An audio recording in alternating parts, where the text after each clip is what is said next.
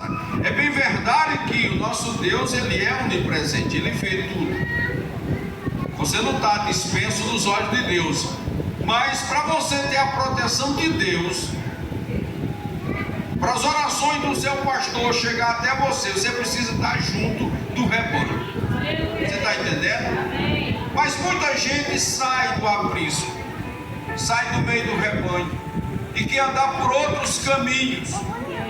E outros caminhos você vai ser presa fácil, o lobo te pegar, o leão te pegar, o urso te pegar.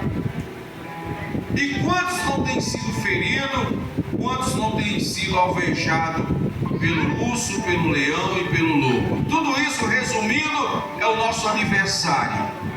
Que aonde ele encontrar um crente dando bobeira, uma ovelhinha de Jeová, ele pega. É por isso que não é difícil você ver um crente que já louvou a Deus, que já pregou, já foi batizado, tomou Santa Ceia, ver ele na rua desviado, bebendo cachaça, usando droga e sem querer nem falar no nome de Deus. Por quê? Ele foi pego de novo pelo adversário, porque saiu do aprisco, não cultuava a Deus, ficava o tempo todo brincando com as coisas do Senhor, pensando que não tem nada a ver, o que é que tem, eu não vou estar na igreja todo o tempo, para que isso é besteira.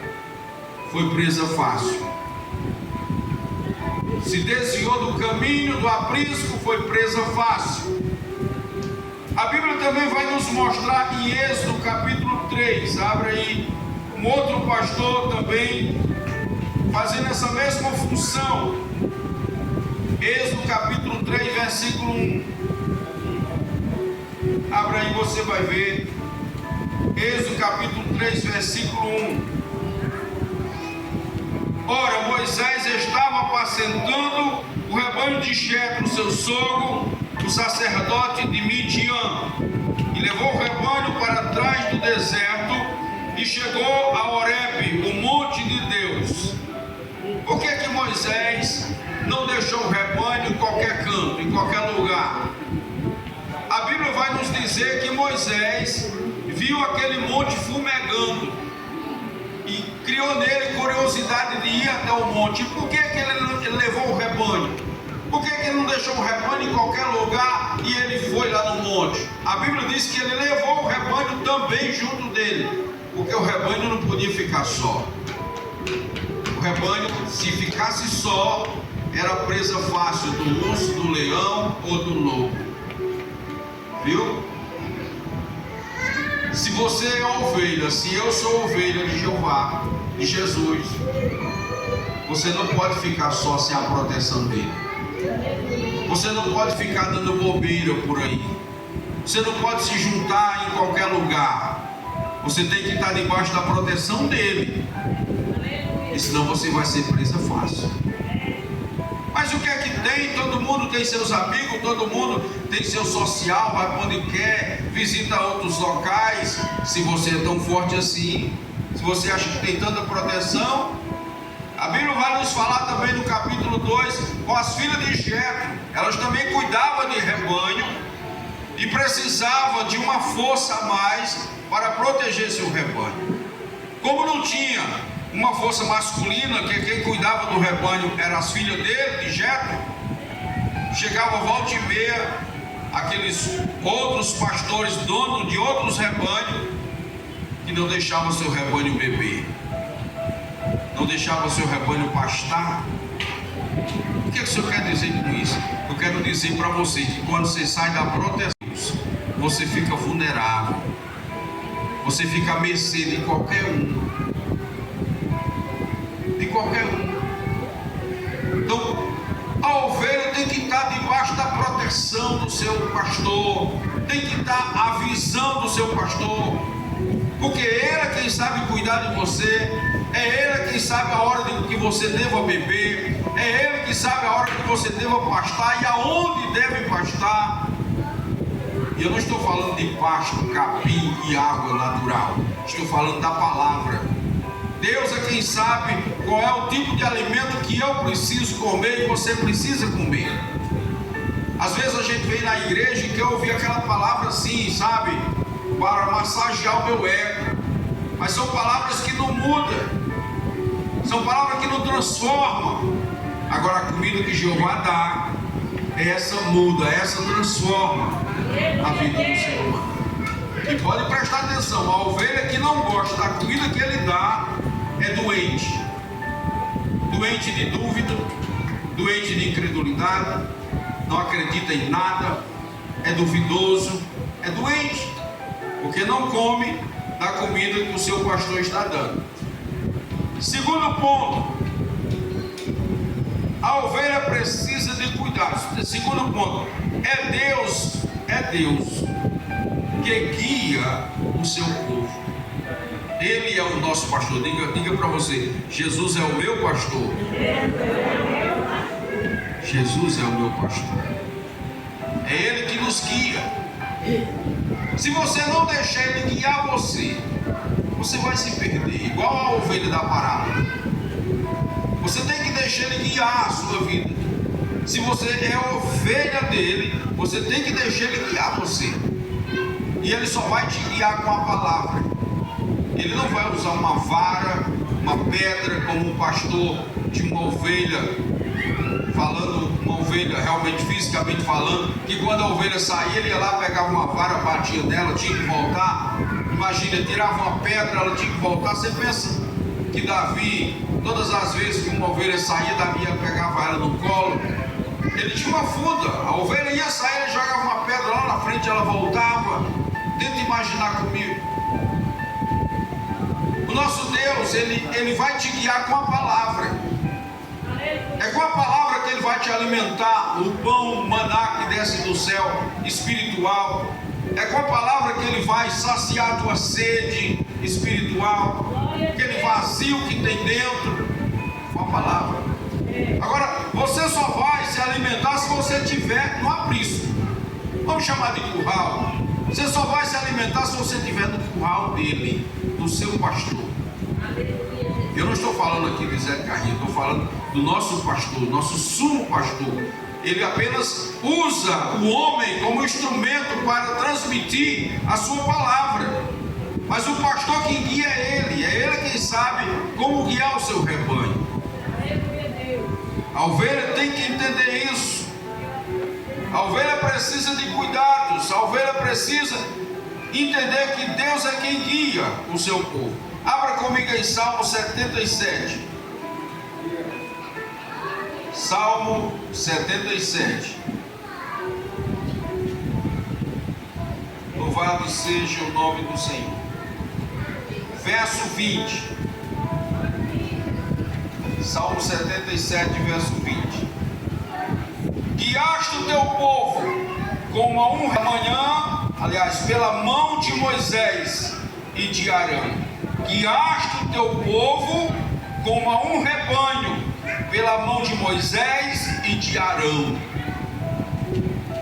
Diga: eu sou ovelha de Deus. Agora Ele usa pessoas para guiar o seu rebanho, porque Ele é Espírito. Nós não conseguimos ver Deus visivelmente para receber a instrução. Nós morreremos, nós não suportaremos o tamanho da glória de Deus em ver Deus. Então Ele usa alguém para guiar o seu povo pela sua palavra. Ele usou Moisés e usou Arão para guiar aquele povo por 40 anos no deserto. E Ele os guiou. E feliz daquele que obedeceu a sua palavra. Aqueles que não obedeceram, pereceram, se perderam. Então, se você é ovelha do Senhor, deixa Ele te guiar. Deixa Ele te guiar. Não tenha um comportamento de bode. O bode é que dá coice. O bode não aceita correção. O bode não aceita você amarrar ele. O bode não aceita você disciplinar ele. Não, ele não aceita. Se você pegar o bode, ele berra. A ovelha não. Mesmo que o negócio está doendo, a ovelha está calada. Mesmo que a doutrina é pesada, mas ela está ali gemendo. Ela não diz nada. Você sabia que tem bode misturado com ovelha? Eu já preguei aqui que quando terminou o culto, a gente fica sabendo. Eu não aceito essa palavra. Essa palavra aí, eu não aceito. Aí é coisa de homem. Você é bode, você não é ovelha. A ovelha, mesmo que esteja doendo, a ovelha está ali, caladinha no canto dela, recebendo, mesmo que doa. Mas é bom que dói, porque só dói quando está ferido. Só dói quando está ferido, é assim ou não é? Se não tem ferimento, não dói. O que é que o senhor quer dizer, pastor? A palavra só é dura para quem está contra a palavra. Enquanto eu não estou contra a palavra, não é dura. Entendeu? Nem o bode entra no céu. A Bíblia diz que ele vai separar bode de ovelha. Se você é ovelha, você diz glória a Deus, amém, Jesus. Mas se você é bode, quem pode julgar? Ninguém pode julgar ninguém. É que você é bode. Você não é ovelha. Então preste atenção. Deixe ele guiar você. Ele vai guiar e ele sabe guiar. Isaías 40, abra aí, Isaías 40. Que os pastores de ovelha, quando tinha uma ovelha rebelde, aquelas que saíam do meio do rebanho, porque quem leva o rebanho para o aprisco é só uma, que se manifesta na rebeldia. Aí ela leva as outras com ela. Aí o pastor tinha visão da ovelha que era rebelde, ele pegava ela, botava no curral, e todo pastor de ovelha, pastor mesmo de ovelha, literalmente falando ovelha, ele tinha um bisaco pornó, que ele levava dentro azeite, óleo, viu? Levava dentro uma bucha de corda ou de qualquer uma outra coisa para fazer ali um curativo, levava cordão, levava também uma faquinha, um cutelozinho e levava um pedacinho de pau pequeno. Ele tinha um cajado, mas ele levava um pedacinho de pau pequeno dentro do bisaco. Para quê? Quando aquela ovelha ela era muito rebelde, que não queria ficar no rebanho, sabe o que era que ele fazia? Ele pegava a ovelha, botava no curral e quebrava a sua perna. Quebrava a perna da ovelha. Aí pegava uma estala e emendava aquela perna daquela ovelha e deixava ela lá no curral. Aí dava capim, água, cuidava dela, tosava, ficava bem bonitinha.